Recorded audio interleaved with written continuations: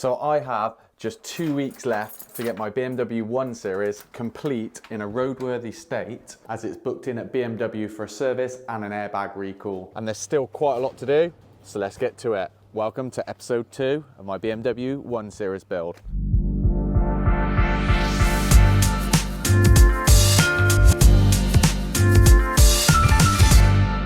As you can see, the bumper is back from the body shop and it looks amazing. Spot on job with this. The color match is good as well. All the scratches and dents are now gone. And I've decided to go with the black grills, as you can see, rather than the chrome. That being, I don't think it looks tacky. Also, there's not much chrome on this car. The mirrors are black on the undersides. There's no chrome. All the black, piano black are along the windows and all that sort of stuff. The only thing really that is chrome is just the trim surround on the BMW roundel. So I'm going to stick with the black. How good does that front end look with no number plate? Some sticky new rubber.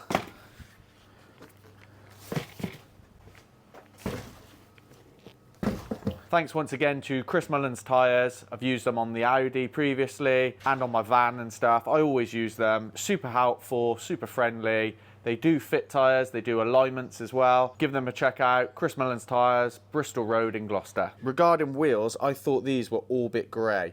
I've ordered a touch-up stick and it is way too dark. I'm going to order the centre caps because these have just got corrosion coming. They're only plastic, but yeah, a new set of those as well. And some of these little stickers will really set these wheels off. So yeah, if anyone knows what colour they are, drop a message in the comments. Much appreciated. Next up, I'm going to tackle the side skirt.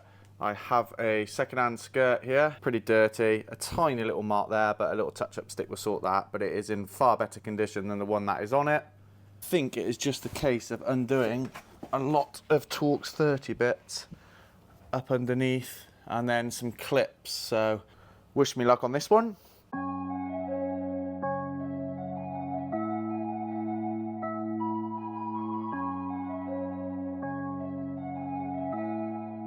Quite strange things. A few of them just drop straight out. Others I just ended up using the end of the fork and just popping them out.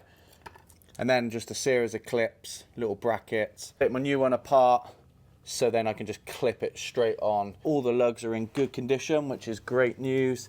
And yeah, not too bad on that one at all.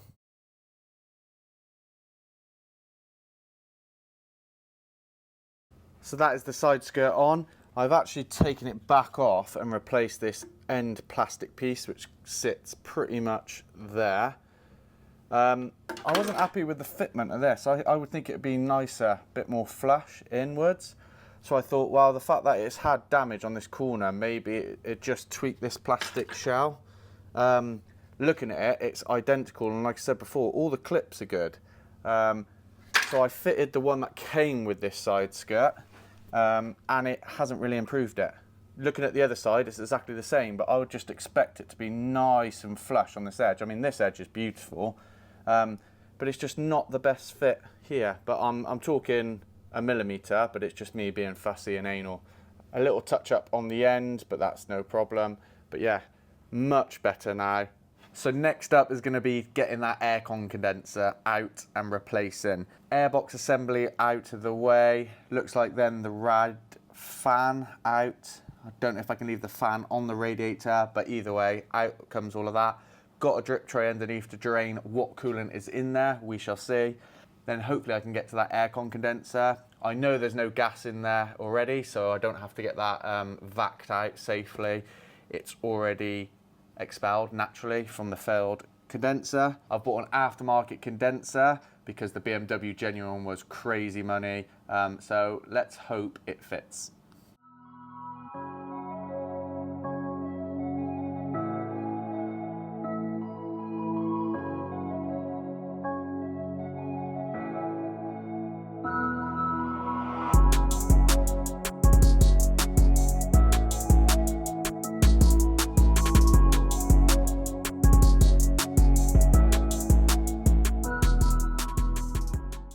Radiator is out along with the fan.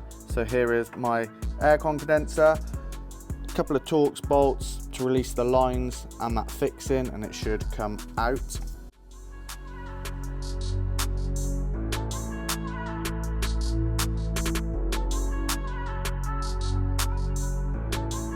The O-rings are extremely tight onto the fixing, which obviously is a good thing for creating a good seal and keeping pressure. But I've undone everything now and I cannot wiggle this union hose piece off of the old condenser. What a nightmare these are. So I've managed to get the top one off. I've marked the outer, but as long as the mating face is okay, then I'm not too worried. It's soft alley. I've had to use pliers on the outer face and wiggled and wiggled and wiggled, and finally I got the top one off. Now the bottom one is being an absolute bugger. I've got the bolt in still to hold the condenser to this bracket, but it's only plastic and stuff. And the O-ring is so tight, when I'm wiggling it, I'm actually flexing down here. Obviously this doesn't matter because this is going to be replaced, but I'm not actually getting much efficiency in actually trying to wiggle and break away the seal from mating seal from there. So I've got a set of pliers crimped to a bracket on the inside and to the one I've removed already to try and reduce the movement. I'm now going to have to try and just get on with some normal pliers and try and grip and wiggle and try and break that seal there.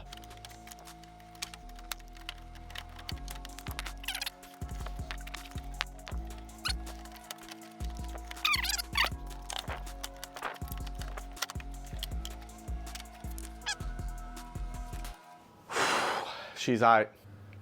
So there's certainly quite a lot of damage here, and it is darker stained. If it's picking it up in the camera, they've been absolutely mullered. So I'm hoping that is the issue. Didn't go as smoothly as I hoped, but we're halfway there. That should be the hardest bit done now. New seals there.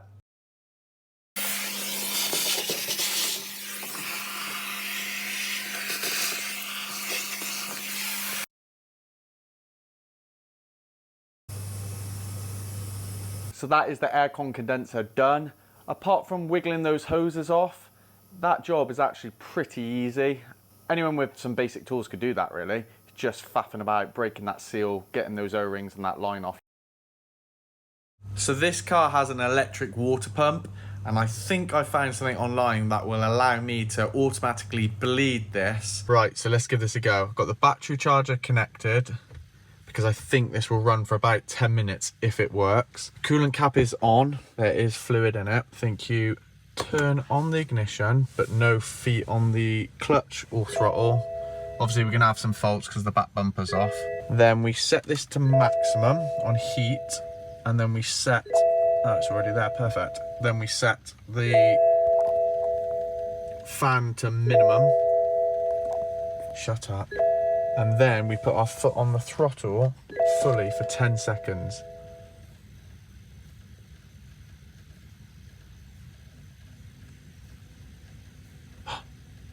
I can hear it.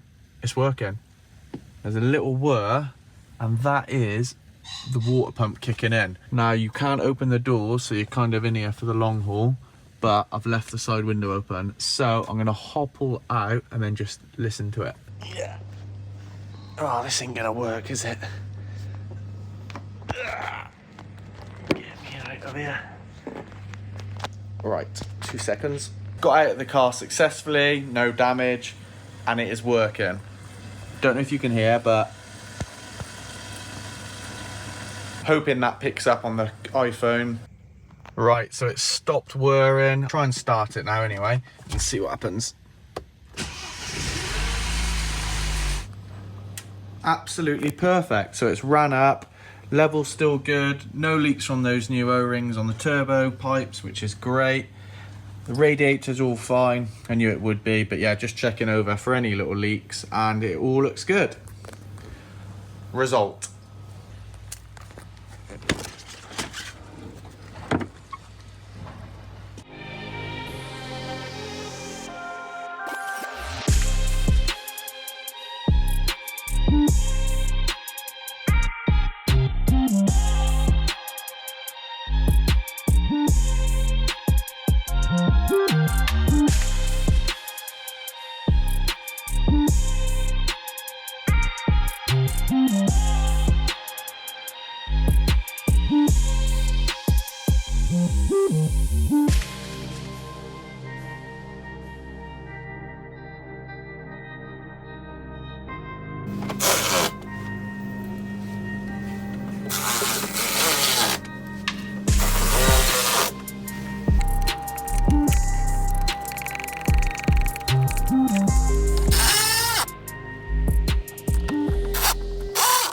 the wheels and tyres are back, looking wicked. Ended up doing an Instagram post, and thank you very much. It is ferric grey, the touch-up. So I've ordered one, and it's a pretty good match. I mean, the actual physical scuffs I can't hide, but in terms of restoring the colour, it doesn't look too bad.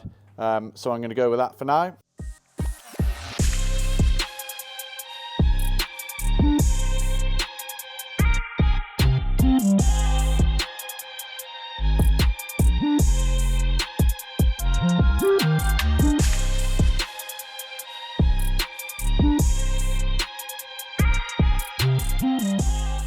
So that is the new badges on, the new little stickers on as well, all in line down to the tyre valve, those little details, and they are looking awesome.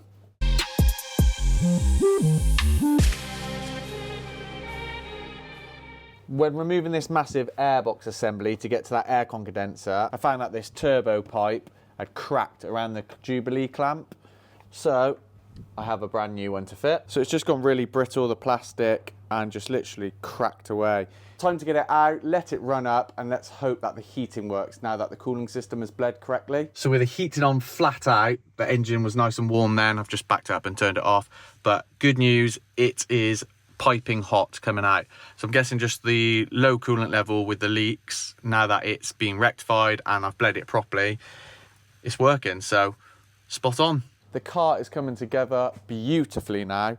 Next step for me is going to be taking the rear door off. So the door card's going to have to come off, a couple of screws underneath and little bits underneath this panel. And then it looks like an electrical connector here, undoing this bolt here, and then dropping these off.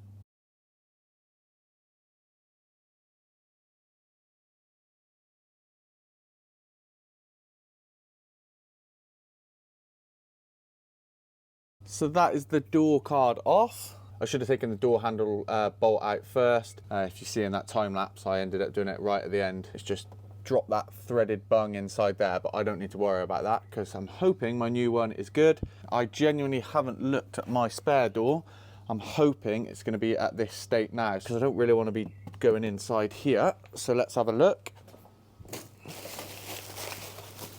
Okay, some cable ties to deal with. Aha! Looking pretty good. We've got the sound deadening still on, and we've got a cable here. And it looks like we've got the harness over there as well. And the threaded bungs are intact on this one, so that is perfect.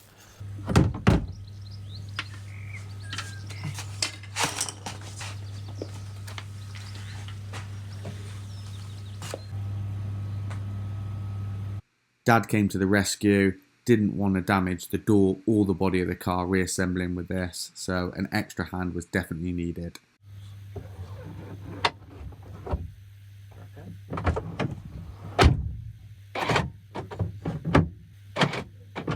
Door motor.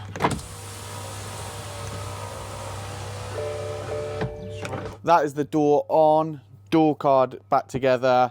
Everything's working, it's locking, the gap is good, the window's working fine, and there are no dents to this door. It's a little bit dirty, so the colour looks ever so slightly different, but I'm sure once I wash this door and then give it a polish back, it should be perfect. My factory one has just a plain black rubber seal, and this trim is obviously in a black gloss. Now I'm hoping I can just carefully pry this up and out and away from the door.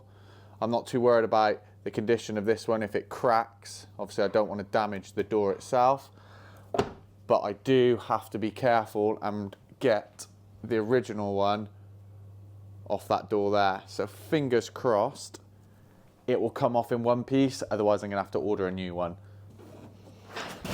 Come on! Lovely stuff. So that is the original trim on the new door. Perfect. I've got a fresh set of plates to go on now that the bumpers have been done.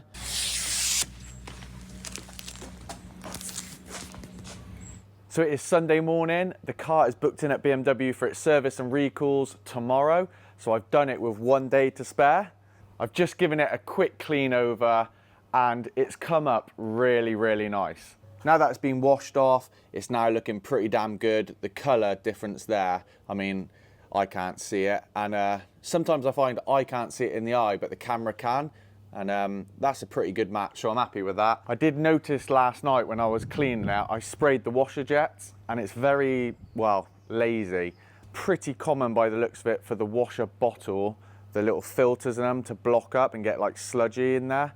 I have seen something online, because it's back together, people put drain fluid into the bottle with warm water.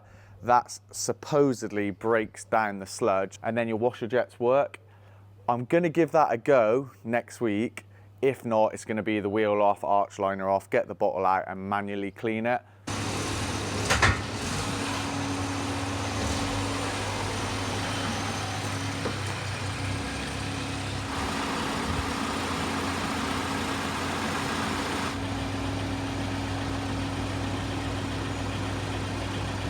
I'm going to take this car for a little test drive, ready for tomorrow. And I'm actually going to head to a little Cotswold village this morning to a Ferrari day. With this weather,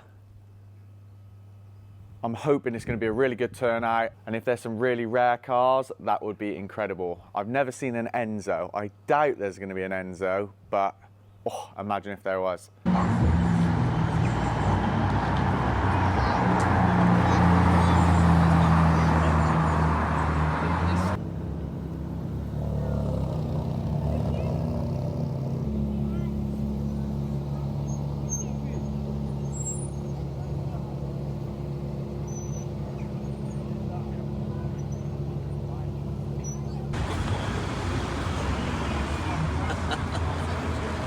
So it's a week later, the car has had its service, no fault, so that is good. The aircon has been gassed, and I can confirm a week later it's still icy cold, so that confirms that the aircon condenser was at fault. The Ferrari day was incredible, real soft spot for a Ferrari Dino. The yellow of that thing was just stunning. I still have 2 little dents to get out of the near side rear, but that will be sorted this week. And I still have to tackle cleaning out that washer bottle to get the jets working a bit better. So as you would expect, it's just an all-round nice car, drives well, just over 30 miles to the gallon. I think I'll drive this for a couple of weeks as we've got a couple of events coming up, and then it'll be up for sale, and I have no doubt it won't be around for long. That is going to conclude today's episode. Thank you ever so much for watching. As always, like, comment and subscribe please. The amount of people that view my shorts and also these videos, 98% of the people are not subscribed. So please, please help me out here. As always, stay safe. Thank you once again for watching, and I'll catch you on the next one.